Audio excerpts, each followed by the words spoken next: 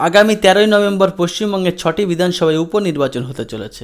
এই 6টি বিধানসভা সকলের জন্য অত্যন্ত গুরুত্বপূর্ণ, কারণ আগামী 2026 সালে পশ্চিমবঙ্গে বিধানসভা ভোট হতে চলেছে এবং এই 6টি আসনের মধ্যে যে কটি আসন পাবে তার সংগঠন অনেকটা মজবুত হয়ে থাকবে। 2026 সালে কি হতে চলেছে তার পূর্বাভাস কিছুটা পাওয়া যাবে। এদিকে সব দলের থেকে প্রার্থী ঘোষণা হয়ে গিয়েছে। মূলত এবার দেখা গেছে এই পশ্চিমবঙ্গের রাজনীতিতে এই প্রথম টিএমসি এবং বিজেপি যে প্রার্থী দিয়েছে সেই প্রার্থীর নামে কোনো ক্রিমিনাল কেস নেই, প্রত্যেকেই স্বচ্ছ ভাবমূর্তির। এছাড়াও একমাত্র হাড়োয়ায় আইএসএফ প্রার্থী দিয়েছে যিনি স্বচ্ছ ভাবমূর্তির।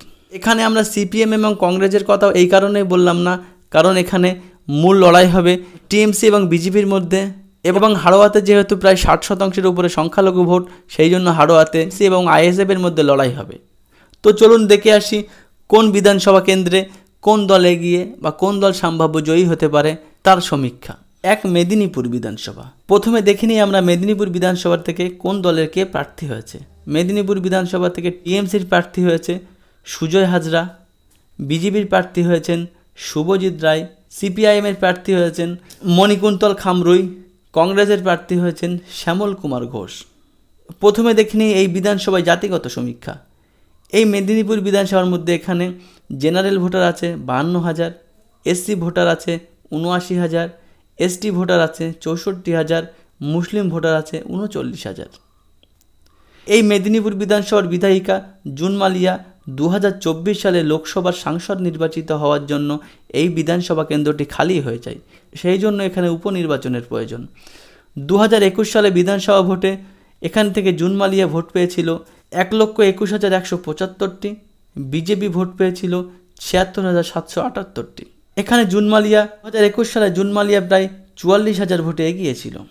যদি আমরা প্রার্থীদের জনপ্রিয়তা ও গ্রহণযোগ্যতা দেখি তাহলে সুজয় হাজরা, যিনি বর্তমানে টিএমসির প্রার্থী হয়েছেন, তিনি অত্যন্ত দক্ষ সংগঠক, সবসময় মানুষের পাশে থাকেন। ওদিক থেকে বিজেপির যিনি প্রার্থী হয়েছেন শুভজিৎ রায়, তিনি এলাকায় খুব একটা পরিচিত নন, তবে তিনি সজ্জন মানুষ। যদি এখানে বিজেপি দিলীপ ঘোষকে প্রার্থী করতেন তাহলে জয় নিশ্চিত ছিল, কারণ বিজেপির এখানে একটি নির্দিষ্ট ভোট ব্যাংক ছিল। এখানে কংগ্রেস বিজেপির কিছুটা ভোট কাটতে পারে বলে আমাদের সমীক্ষা থেকে উঠে আসছে। পরিশেষে বলা যেতে পারে এই মেদিনীপুর বিধানসভায় এখানে টিএমসি কিছুটা এগিয়ে রয়েছে। মাদারিহাট বিধানসভা। মাদারিহাট বিধানসভায় উপনির্বাচনে ভোটে দাঁড়িয়েছেন টিএমসি থেকে জয়প্রকাশ টোপো, বিজেপি থেকে রাহুল লোহার, আরএসপি থেকে পদম রাও, কংগ্রেস থেকে বিকাশ চাম্প্রমেরি। যদি আমরা এখানে জাতিগত সমীক্ষা দেখি, এখানে general voter 45,000, SC voter 25,000, ST voter 92,000, মুসলিম ভোটার 35,000। 2021 সালে বিধানসভা ভোটে এখানে বিজেপি ভোট পেয়েছিল 90,718টি, টিএমসি ভোট পেয়েছিল 56,543টি। এই বিধানসভা কেন্দ্রে এখানে 2021 সালে বিজেপি থেকে মনোজ টিগ্গা 29,685 ভোটে জয়ী হয়েছিলেন। এই মনোজ টিগ্গা এবার লোকসভার সাংসদ নির্বাচিত হওয়ার জন্য এই বিধানসভা কেন্দ্রটি খালি হয়ে যায় এবং এই বিধানসভা কেন্দ্রে উপনির্বাচন হওয়ার প্রয়োজন। এই মাদারিহাট বিধানসভা কেন্দ্রটি চা বাগান অধ্যুষিত অঞ্চল। এখানে মোট 78টি চা বাগান রয়েছে। 2021 সালে বিধানসভা ভোটে 78টির মধ্যে বিজেপি পেয়েছিল 67টি, টিএমসি পেয়েছিল 19টি।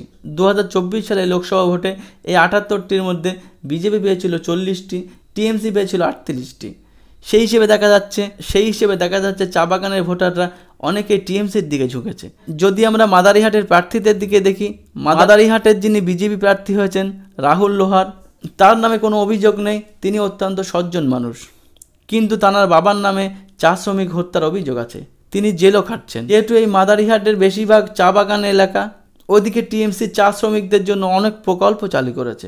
বিজেপি সাংসদ মনোজ টিগ্গা তিনি বিজেপির প্রার্থী হয়ে ভালো প্রচার করছেন। এখানে বিজেপির একটা শক্ত সংগঠন রয়েছে, সেই জন্য এই মাদারিহাটে বিজেপি সম্ভাব্য জয়ী হতে পারে। নৈহাটি বিধানসভা। প্রথমে আমরা দেখে নিই নৈহাটি বিধানসভার কোন দল থেকে কে প্রার্থী হয়েছে।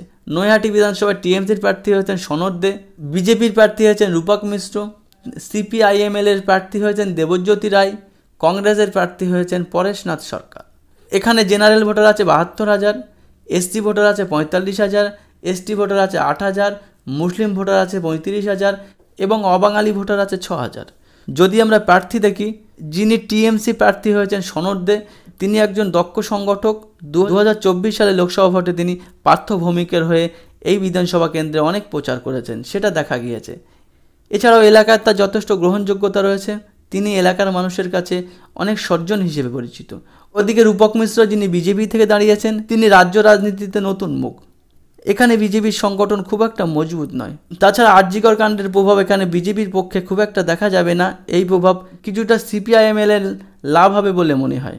সব হিসেব করলে এখানে দেখা যাচ্ছে এখানে টিএমসি সম্ভাব্য কিছুটা এগিয়ে আছে। 4 হাড়োয়া বিধানসভা।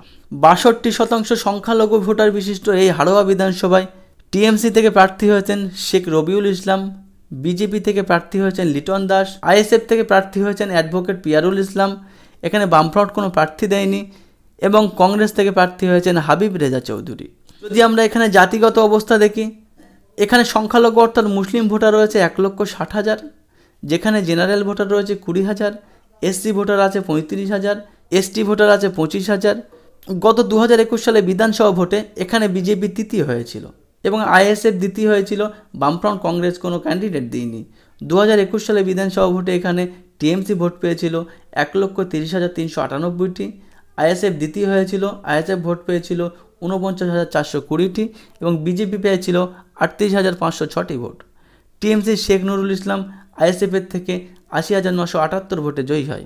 যেহেতু হাড়োয়া একটি সংখ্যালঘু অধ্যুষিত অঞ্চল, এখানে বিজেপির উচিত ছিল কোনো সংখ্যালঘু বা মুসলিম প্রার্থী দেওয়ার। বিজেপি হাড়োয়া সংখ্যালঘু সংগঠনের নেতা কাসেম আলী, তিনি মনে করেছিলেন তাকে হয়তো প্রার্থী করা হতে পারে, কিন্তু লিটন দাসকে প্রার্থী করায় তিনি মনে অনেক দুঃখ পেয়েছে। ওদিকে টিএমসির যিনি প্রার্থী হয়েছেন তিনি হাড়োয়ার দীর্ঘদিনের বিধায়ক শেখ নুরুল ইসলামের ছেলে শেখ রবিউল ইসলাম। সেই প্রভাব এখানে কিছুটা পড়বে, তিনি এখানে এগিয়ে থাকতে পারেন। ওদিকে আইএসএফের যিনি প্রার্থী হয়েছেন অ্যাডভোকেট পিয়ারুল ইসলাম, যিনি হাড়োয়ার ভূমিপুত্র এবং অত্যন্ত সজ্জন মানুষ। হাড়োয়ায় টিএমসি, বিজেপি, আইএসএফ এই 3 প্রার্থী হয়েছেন যারা প্রত্যেকে স্বচ্ছ ভাবমূর্তির। যেহেতু হাড়োয়া একটি মুসলিম অধ্যুষিত অঞ্চল, এই হাড়োয়ায় এখানে বিজেপি খুব একটা ভোট পাবে না। যদি বামফ্রন্টের কিছু ভোট আইএসএফে যায়, আইএসএফের ভোট বাড়তে পারে এবং এখানে টিএমসির একটি যথেষ্ট পরিমাণে ভোট ব্যাংক রয়েছে, টিএমসির সংগঠন যথেষ্ট মজবুত। সেই হিসেবে এখানে দেখা যাচ্ছে এই হাড়োয়া বিধানসভা এখানে টিএমসি সম্ভাব্য জয়ী হতে পারে। পরের বিধানসভা সিতাই বিধানসভা। প্রথমে দেখে নিই সিতাই বিধানসভার প্রার্থী তালিকা। সিতাই বিধানসভা টিএমসি প্রার্থী হয়েছেন সঙ্গীতা রায়, বিজেপির প্রার্থী হয়েছেন দীপক কুমার রায়, ফরওয়ার্ড ব্লকের প্রার্থী হয়েছেন অরুণ কুমার বর্মা, কংগ্রেসের প্রার্থী হয়েছেন হরিয়ার রায় সিংহ। যদি আমরা জাতিগত সমীক্ষা দেখি, এখানে এটি একটি সংরক্ষিত আসন। এখানে এসটি ভোটার আছে 1,30,000, মুসলিম ভোটার আছে 1,05,000, জেনারেল ভোটার আছে 30,000 এবং এসসি ভোটার আছে খুব সামান্য। 2021 সালে বিধানসভা ভোটে এখানে টিএমসির জগদীশ চন্দ্র বাসুনিয়া ভোট পেয়েছিলেন 77,753টি। ওদিকে বিজেপি থেকে দাঁড়িয়েছিলেন এবারের যে ক্যান্ডিডেট দীপক কুমার রায়, তিনি ভোট পেয়েছিলেন 56,898টি। এখানে টিএমসির জগদীশ চন্দ্র বাসুনিয়া 18,855 ভোটে জয়ী হন। প্রথমে দেখি এখানকার প্রার্থীর গ্রহণযোগ্যতা। এখানে যিনি বিজেপি প্রার্থী হয়েছেন দীপক কুমার রায়, তিনি অত্যন্ত সজ্জন ব্যক্তি এবং দক্ষ সংগঠন, দীর্ঘদিন ধরে তিনি রাজনীতির সঙ্গে যুক্ত। ওইদিকে যিনি টিএমসির প্রার্থী হয়েছেন সঙ্গীতা রায়, তিনি জগদীশ চন্দ্র বাসুনিয়ার স্ত্রী, তিনিও রাজনীতির সঙ্গে যুক্ত। এবং এই সিতাই বিধানসভা এখানে 1,05,000 সংখ্যালঘু ভোট আছে, যার সিংহভাগ ভোট এখানে টিএমসি পেতে চলেছে এবং এসটি ভোটারের কিছু অংশ সেটাও টিএমসি যেতে চলেছে। যদি আমরা 2024 সালে লোকসভা ভোটের সমীক্ষা একটু দেখি, এখানে টিএমসি ভোট পেয়েছিল 1,28,184টি, যেখানে বিজেপি ভোট পেয়েছিল 99,812টি। এই সিতাই বিধানসভা থেকে এখান থেকে টিএমসি 28,377 ভোটে এগিয়েছিল। 2021-এর তুলনায় 2024 সালে এখানে টিএমসি সংগঠন অনেক মজবুত হয়েছে। এই বিধানসভা থেকে এখানে টিএমসি সম্ভাব্য জয়ী হতে পারে। 6 অর্থাৎ শেষ বিধানসভা তালডাংরা বিধানসভা। এখানে টিএমসির প্রার্থী হয়েছেন ফাল্গুনী সিংহবাবু, বিজেপির প্রার্থী হয়েছেন অনন্যা রায় চক্রবর্তী, সিপিআইএমের প্রার্থী হয়েছেন দেবকান্তি মোহান্তি, কংগ্রেসের প্রার্থী হয়েছেন তুষারকান্তি সানিগ্রাহী। যদি আমরা এখানে জাতিগত সমীক্ষা দেখি, এখানে জেনারেল ভোটার আছে 70,000, এসসি ভোটার আছে 65,000, এসটি ভোটার আছে 54,000, মুসলিম ভোটার আছে 28,000। যদি আমরা 2021 সালের সমীক্ষা দেখি, 2021 সালে টিএমসি ভোট পেয়েছিল 92,062টি, বিজেপি ভোট পেয়েছিল 79,649টি, সিপিআইএম ভোট পেয়েছিল 23,189টি। এখানে টিএমসি 11,000 ভোটে এগিয়েছিল। এই তালডাংরা বিধানসভার বিধায়ক অরূপ চক্রবর্তী বাঁকুড়া লোকসভার সাংসদ নির্বাচিত হওয়ার জন্য এখানে উপনির্বাচনের প্রয়োজন। যদি আমরা এই তালডাংরা বিধানসভা এখানে প্রার্থী সম্পর্কে দেখি, ফাল্গুনী সিংহবাবু তিনি একজন দক্ষ সংগঠক, এলাকায় তিনি পরিচিত মুখ, ওদিকে বিজেপির প্রার্থী অনন্যা রায় চক্রবর্তী, তিনি আগে টিএমসিতে ছিলেন, তিনি বর্তমানে বিজেপিতে যোগ দিয়েছেন। এখানে টিএমসির কিছুটা গোষ্ঠীদ্বন্দ্ব লক্ষ্য করা যাচ্ছে।